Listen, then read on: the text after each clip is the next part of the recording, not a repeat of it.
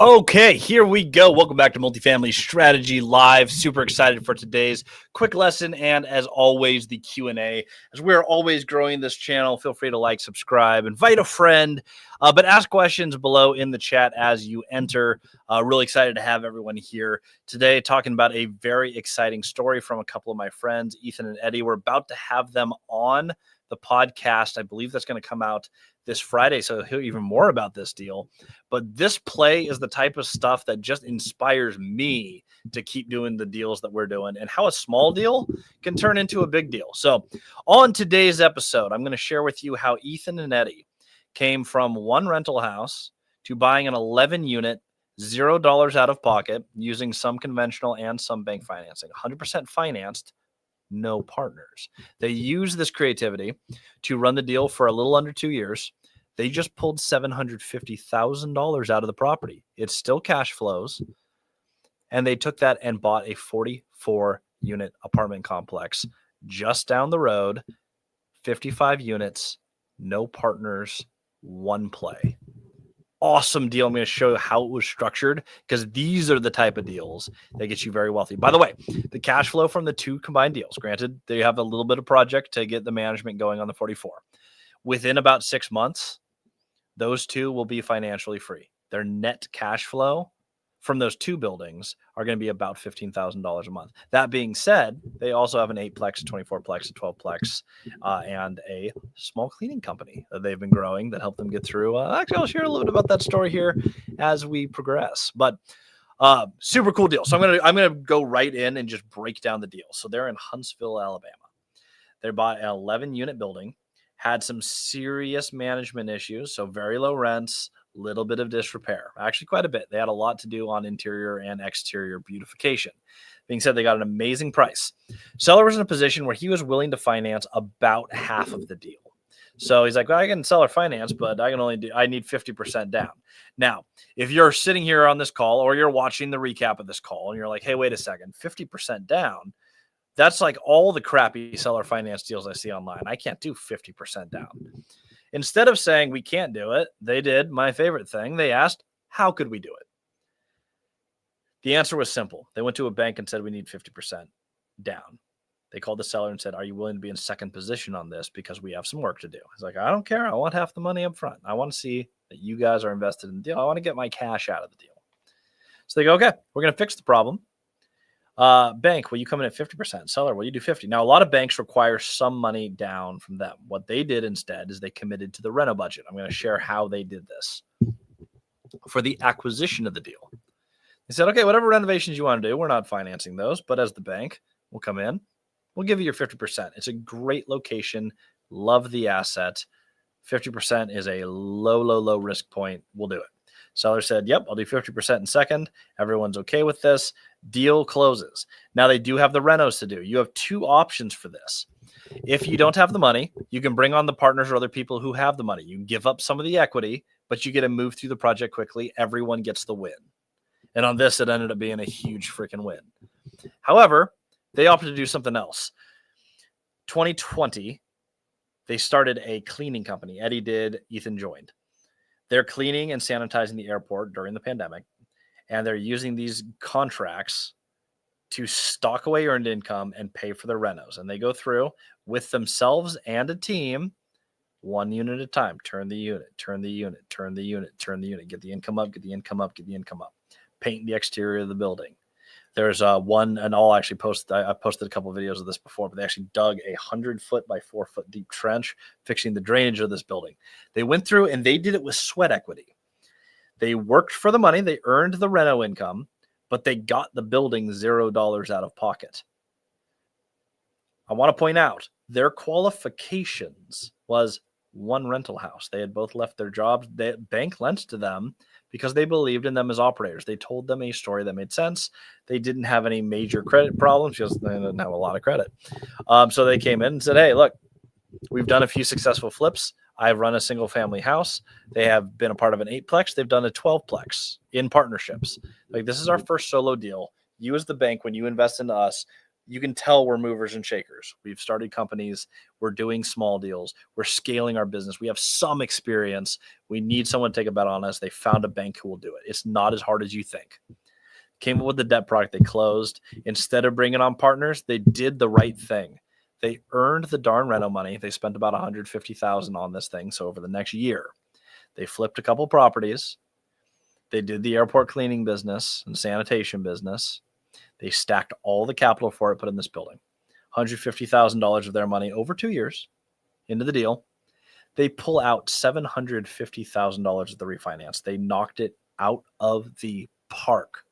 They got an appraisal, which I think could have actually been a little bit higher, but they got a little bit lower appraisal. They had a deal that they were working on for 44 units. They're going to have to raise capital for. This deal needs about $700,000 to close. The 11plex bought the 44-unit building. And there's a little bit of money left over. Now they have a management plan to execute, so they're going to start working the project and getting through that project. On this one, they were able to take their income and the actual cash from the building through their operations. On 11 turned into a 55. It cash flows day one. It's going to cash flow a heck of a lot more after they execute the rest of their plan. But they are now 1 to 2 years away from being able to retire. Ethan joined Multifamily Strategy when he was 23 years old, I believe it was. By the time he's 26, he will be completely work optional.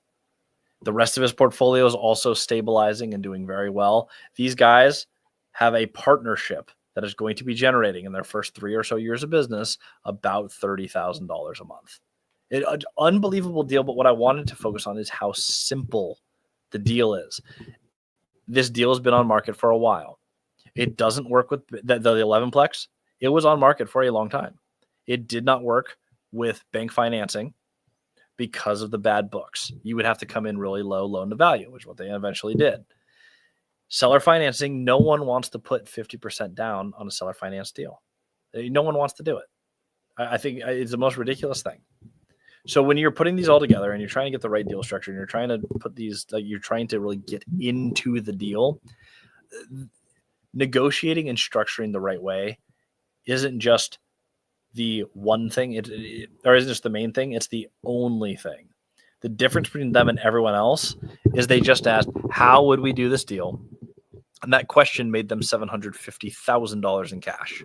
And they took that and they built up their business. They did absolutely phenomenally. I'm super proud of those boys.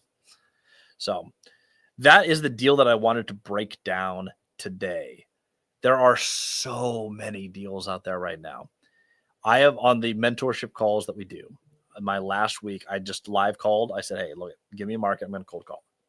Cold called markets all over the country. Here's what we found. I had a ton of fun doing this, by the way. Every time we've done this call, I found actual live deals that are absolutely closable. Your goal is not to determine is it a good deal or a bad deal. Your only goal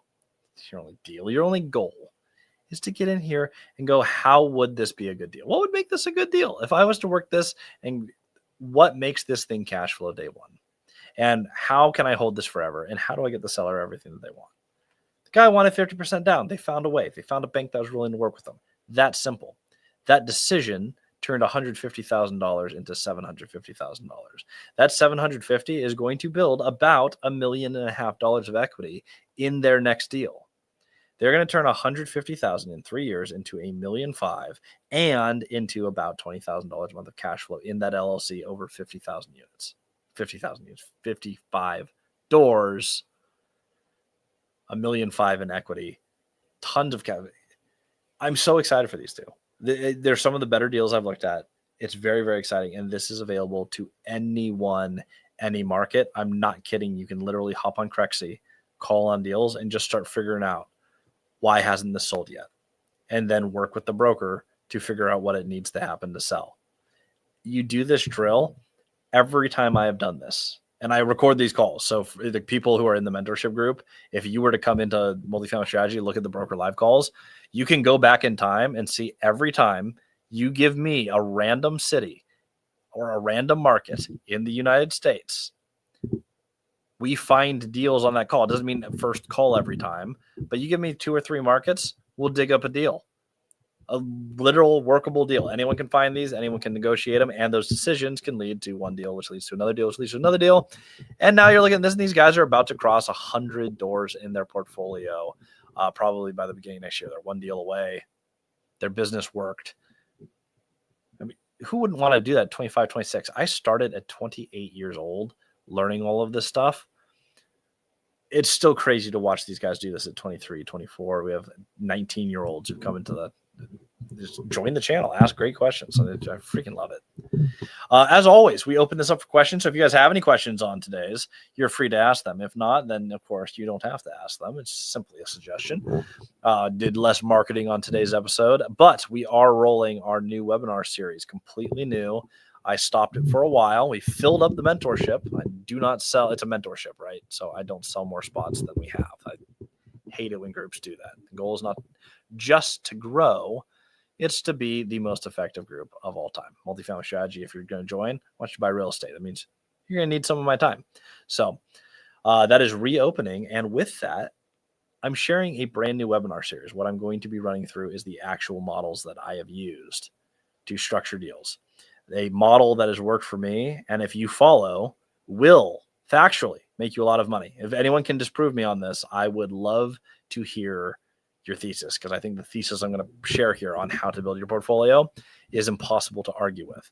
I'm going to share methods for creative finance. I'm actually going to share a creative equity structure that is very similar to what Ethan and Eddie did on this deal. In fact, I might just add this deal as an example of how you actually combine the bank and the creative finance all into one thing.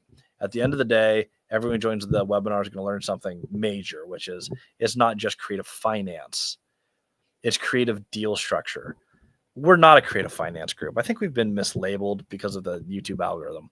It's creative real estate. So little of your deal is just based on the debt structure. I love creative finance. I love doing deals, no down, no credit. There's lots of great ways to do it. You can also play those same games with the banks. So you can do it conventionally. But what I think the internet hasn't focused on, and a lot of people haven't heard, is that it really comes down to deal structure. A lot of that happens on the equity side. Are you raising capital? Is it earned income? Debt products is pretty boring. You're going to select the best debt product available for your deal. Sometimes it's seller financing. We love to talk about that. We love to structure that. Sometimes direct to owner, sometimes extra broker. There's not a right model.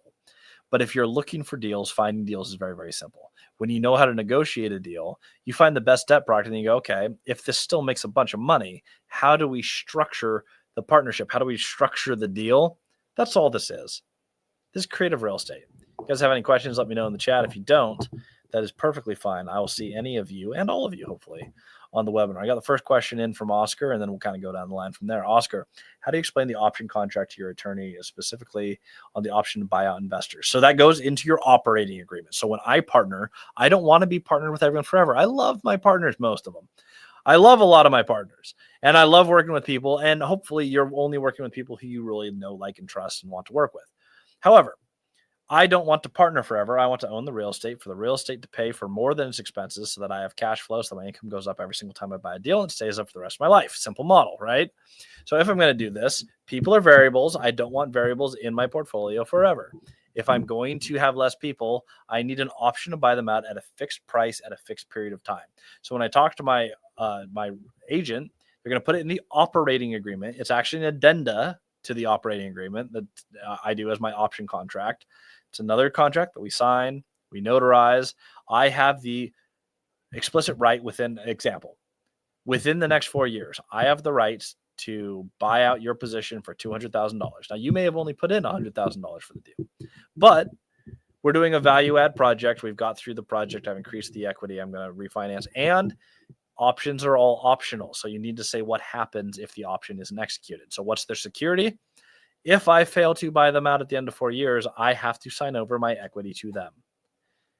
I will buy them out for this price, or they're backed by my equity, or some of my equity, or backed by something else. It can be a personal guarantee, though I'd like something stronger than that. It could be another piece of real estate. It doesn't really matter, but you have to have an if-then. It is an option. So if I execute this option, here are my terms, and you just give them the basic terms of the option. What are we buying them out for? How much time do we have? What happens if I don't buy out the option?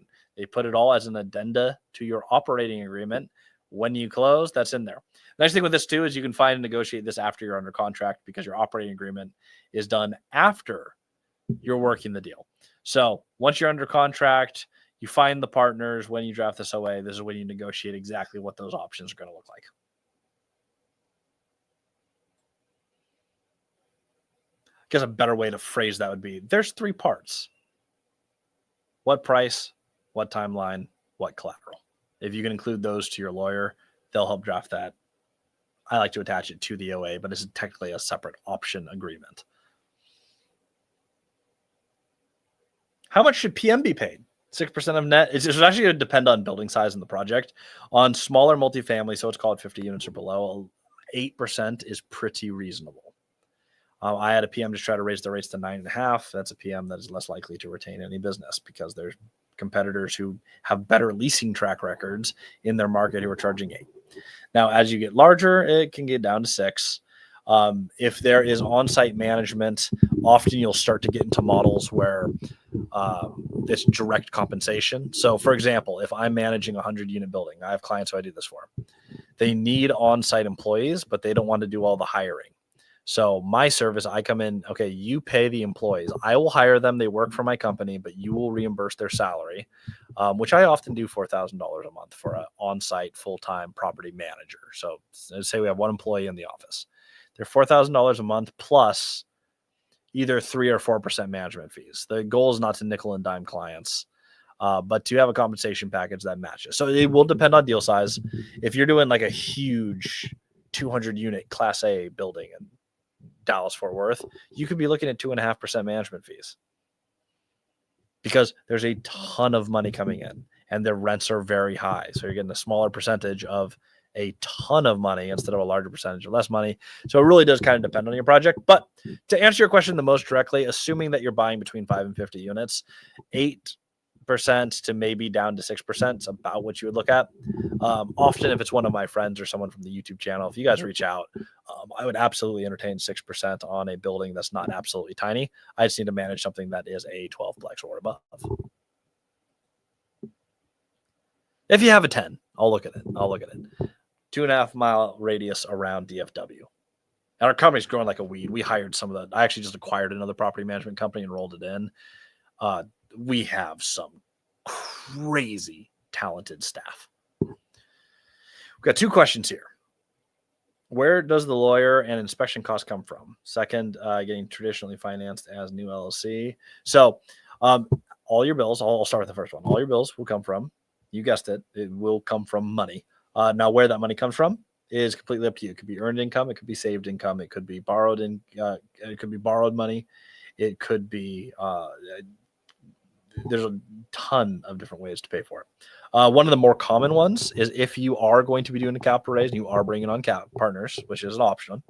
If you bring on partners, they can fund some of the initial things. So you would pay for inspection costs. Legal usually has a retainer, but a lot of the legal fees are actually paid at close. So you have time on that. They'll be out of your capital raise anyway.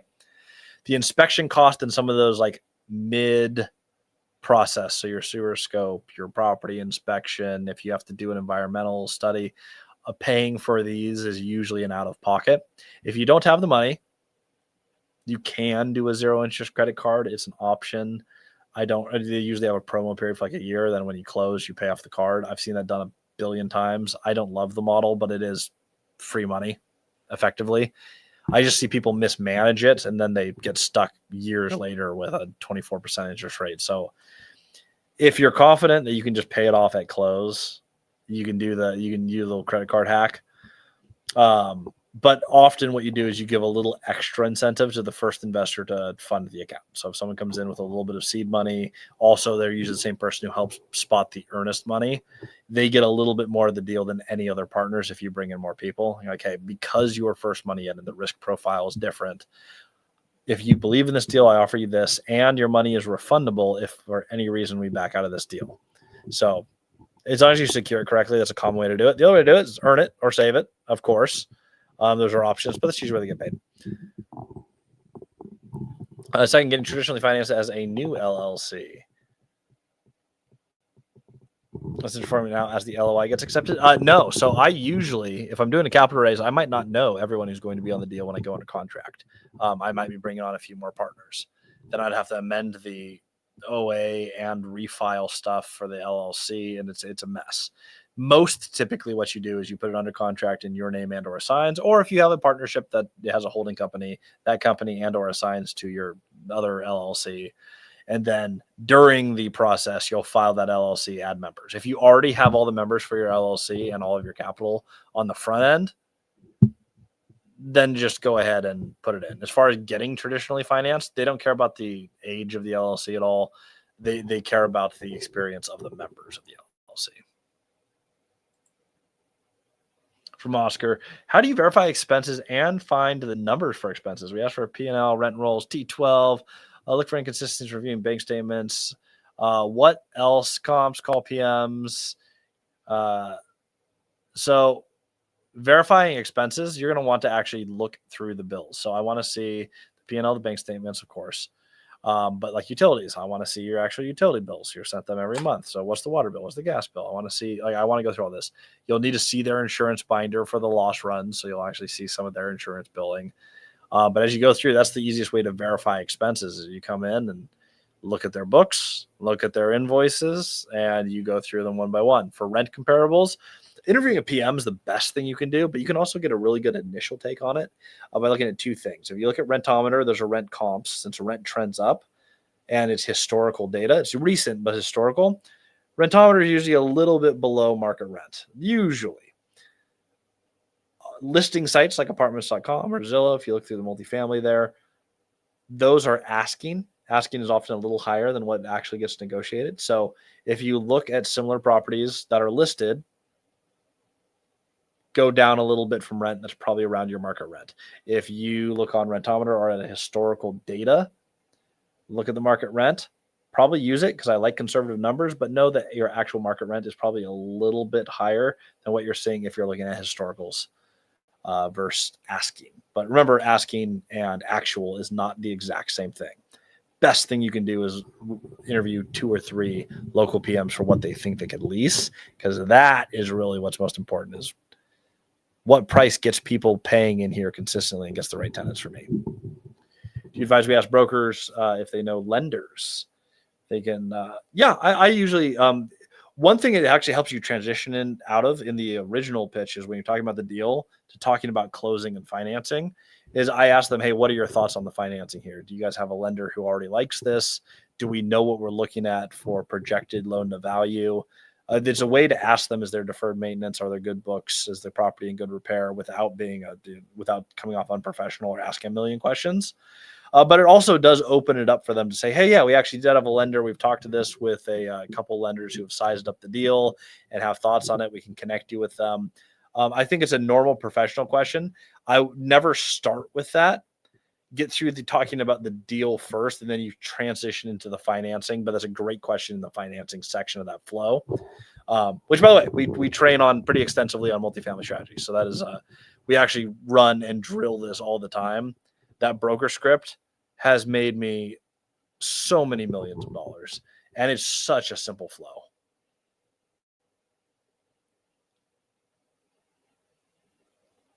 By the way, I love finding them at functions as well. I do that all the time. I think they're a fantastic way to get connected with people. But I would do a good mix of both. The easiest way to contact a broker or to get in touch with lenders is to just be around the people who are around lenders. If you go to any event, it's like all the sponsors are lenders. They are aggressively trying to sell you money. That is their job. It's the only product I haven't sold, is just like, hey, I will sell you money. It's a great deal. They have a good gig. Real estate functions are a great place to meet them. If you guys are in Washington, Walry, Flynn Family Lending, I've used them. I borrowed like $15 million from the Flynns over the years. Met them at an event. We want our cap rate to be higher than factor rate. Cap rate always needs to be higher than factor rate. Yes, but if you close the deal and you're at a small negative debt yield, this is getting like complicated parts of the real estate calculator, which is free on School, by the way. If you guys aren't a member, check that out. It's KOOL. It's multifamily strategy community. There's a free calculator there. But in part of that, you have your actual yield. So your loan factor rate is your true cost of capital. You compare it to the cap rate. The delta between those is how much money you make on every dollar borrowed. If that went way over your head, that's why we have a mentorship group, so I can go into this more in depth. But your dividend should be higher. You should have a positive spread on every dollar borrowed. Sometimes you have a deal where it's a slight negative, but it's good to benchmark it. When you're looking at your exit numbers, where your deal is going, that number should be intensely positive. To have a deal that is purchasable, I need day one cash flow. I want to see a debt service coverage ratio above 1.25. If you hit those two things, you're already in a very good spot. So it doesn't have to start there, but you should understand those. That's the main significance there is just showing, hey, if I'm borrowing and it effectively between principal and interest cost me $100 a month, it made up numbers, but the deal yields $120 a month of income that is available to service my debt after expenses, well, then I have 20 that I'm at a 1.2 DSCR. That's great. It's also telling me that I have margin. Now, if I found that my cost to borrow, my true cost was 6%, but my cap rate was 5.5%. Well, what is a cap rate? A deal's cap rate is the cash on cash return for every dollar invested in the deal. So if you bought the entire deal in cash, your cash flow would be, you guessed it, 5.5% on the money you invested. So the return on cash is your cap rate. If your debt cost is 6% and your return on cash is 5.5, so we'll call it your cap rate, every time you borrow a dollar, you're losing 5% or 0.5% on that dollar. That's what your loan factor rate is. What is the true cost? If you were to actually add the cash flow or negative cash flow from that loan factor rate, so like, okay, I lose 0.5% on $100,000 borrowed. And on the other $100,000 I put on this hypothetical deal, it's all cash. So that money's making 5.5%. That number, you multiply that, will be exactly what your cash flow is. You multiply that by the amount of cash in the deal, and you're like, wait a second. This is exactly what I'm getting in cash flow. That's what loan factor rate is. It's easier with the visuals. I cover this in the multifamily strategy course in depth because it's one of the things where it's really simple, but it won't click unless it clicks.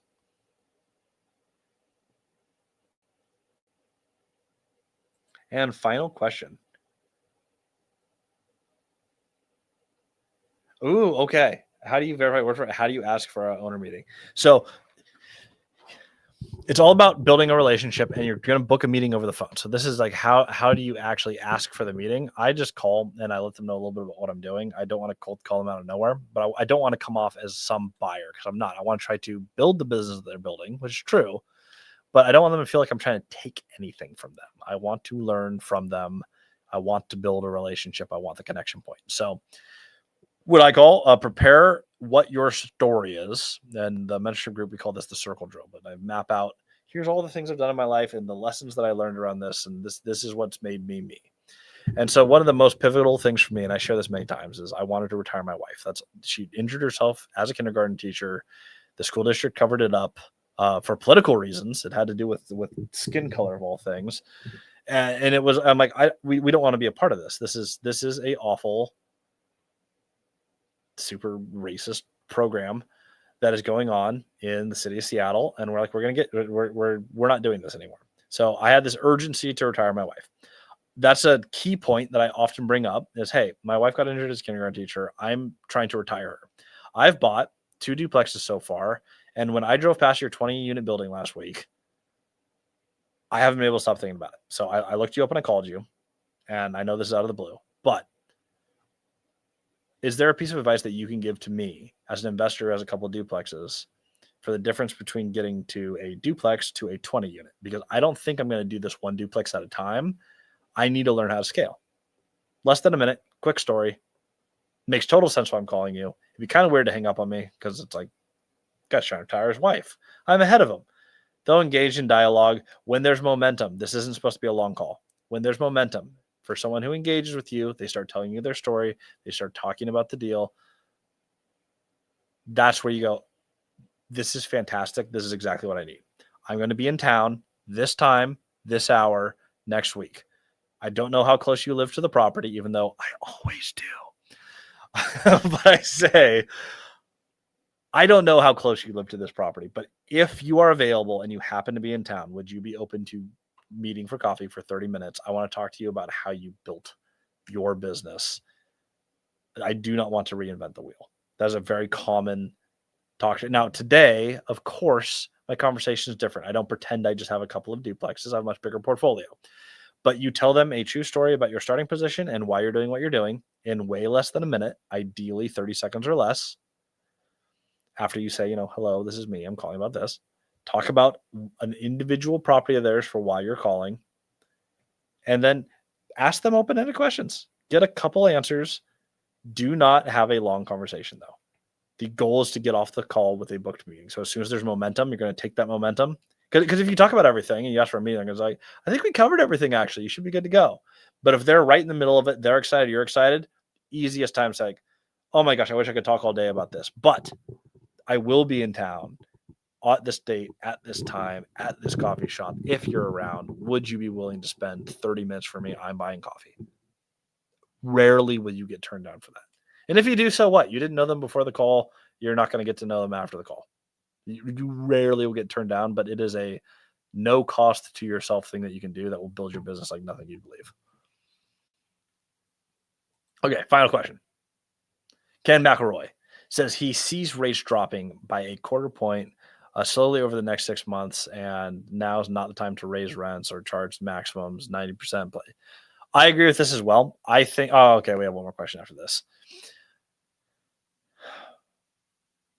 I agree with Ken on this. I don't think this is the time to. Now, if you have a destabilized property, so you're buying something that's half market rent, get to market rent. But I don't think you should be pushing market rent on your property. I don't think this is the time to cause instability.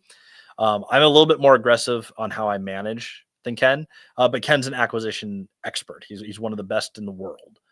He's a market analyst. He's amazing. My specialty is deal architecture and operations. So for me, stabilized is 95% occupancy, 95% of market rent. You shouldn't be pushing that. I would rather be at 95% occupancy and 85% of market rent right now and not poke the bear. Rates are dropping. You want to keep your occupancies up. Right now, keeping great tenants is at premium value. So in the transition, I agree. I think I'd focus most of your effort in this market cycle as rates are slowly dropping, as stability seems to be coming in, even with this government shutdown stuff. As real estate seems like it's starting to get sexy again. I think we're on the up and up. This is the time.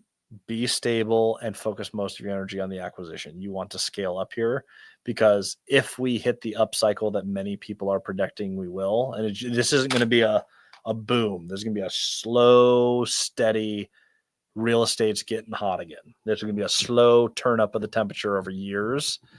If that proves to be true, you want to be loading up on the front end of that the most aggressively. If you really want to stack that instead of just dollar cost average, you want to stack in the down.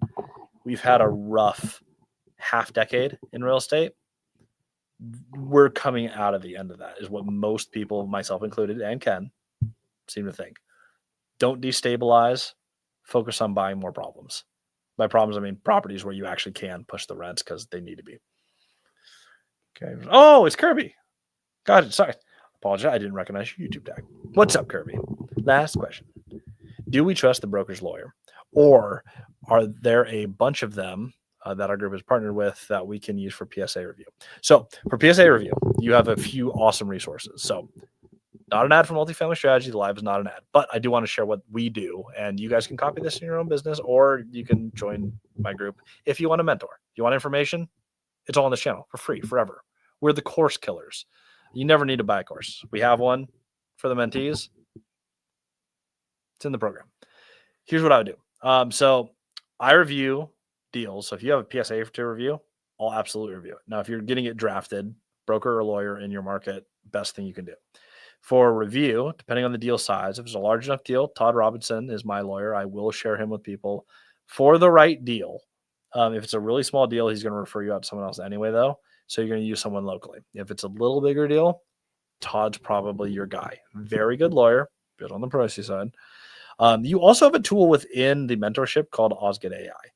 And it is Of all of its programming, one of its main functions is rapid PSA review. So what you want to prompt if you have a PSA 2 review, and you can even do this before hopping on with me, but you can come into the PSA and say, hey, this is my PSA.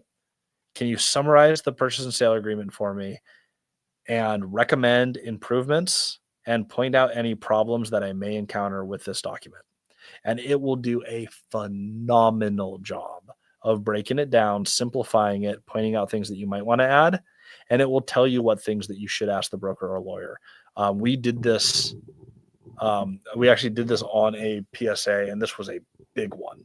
This was for 2 properties at once. This is the 144 unit we've been working on. When we put that thing together, it was almost perfect, but the PSA was like 75 pages. It reviewed all of the documents, and it found like one major piece of contradictory language that if it came up, it was unlikely, but if it came up, it would have cost like $250,000. I missed it. My lawyer missed it. No one's perfect. AI caught it in like 2 seconds. So I would do both. I would run it through the AI, not because it's not worth my time. It's going to see things faster, better on a technical level. Then when I review it, I know exactly what I'm looking for. I'll also give a set of eyes on it. Having both sides of it, having the AI and a human looking at your deal, best thing you could do. Best thing you can do. So that's what we have for today's live. I'm super glad for those of you guys who did not make it for the beginning. We shared how Ethan and Eddie, who actually joined the mentorship years ago, how they took an 11-unit deal, $0 out of pocket, half bank, half seller finance, so 100% financed. How they took that deal, managed it for 2 years, pulled out $750,000 while it still cash flows $2,500. Pulled out the money and bought a 44 unit with it. They turned $0 into 11 units and turned 11 units into 55 total units in their portfolio. They did it with no partners. They did it with none of their own money, except for their renovation cost on the 11. They could have brought in outside capital. They chose to do it themselves, which I absolutely think was the right choice. But if you guys missed that, I'll be posting this immediately after this. So as soon as this live ends, you can go back and catch the beginning if you missed it. I think it's an incredible story, very inspiring, but also on a technical level, that is the type of play that you should know how to do if you are stacking rentals. If you can turn 11 into 55 units and you can turn 55 into 500 units, all of a sudden you look back and you're like, it's only been a few years. I have a ton of rentals. That is exactly how the game is played. We talked about that in depth on the front end of this call. So again, if you're joining now and you just missed it and you're like, oh no, I just got here, watch the recap, especially the beginning of that. I will be sharing deals like that and others every single week. I'm going to start every Wednesday breaking down a deal, showing how it's negotiated, showing the math behind it. I'll pull calculators, but this is about to get a whole lot more epic. So I'm excited to see you guys on next week's. And again, webinar starts here in about 20 minutes, is going over the simplest model. If you're already a mentee, don't bother going there because I cover all this in the mentorship. This is going to be redundant for you. If you're not part of the mentorship program and you're like, what is this model that people are stacking all the rentals on? I'm going to go through the model, the financing models. I'm going to go A to B all the way through it. I mean, if you're a mentee, you're still invited. You can watch. Better yet, this is an online webinar where I'm not going to sell you anything, period. I'm going to go through it. I'm going to teach you exactly what you're here to teach. This is an educational webinar. I'm super excited to run it. And yeah, I'm not even going to put a price tag on the mentorship in there. I'm just going to tell you what the thing is. Totally educational. You don't know how to get creative with real estate yet beyond just the financing. I mean, like, do you know how to get basic creative to close any deal? If you don't, I'll see you guys there in like 20 minutes. The code for that, if you want to register for that webinar, is multifamilystrategy.com/workshop. You can register for that webinar. I think we still have 10 spots left, or we did when I started this. So if you guys want to check that out, I'll be live there. It's not a recording. Don't even try to accuse me of that. I'll be me live from this room talking to you. But I'll be doing that in about 20 minutes. So I'll see you guys very shortly.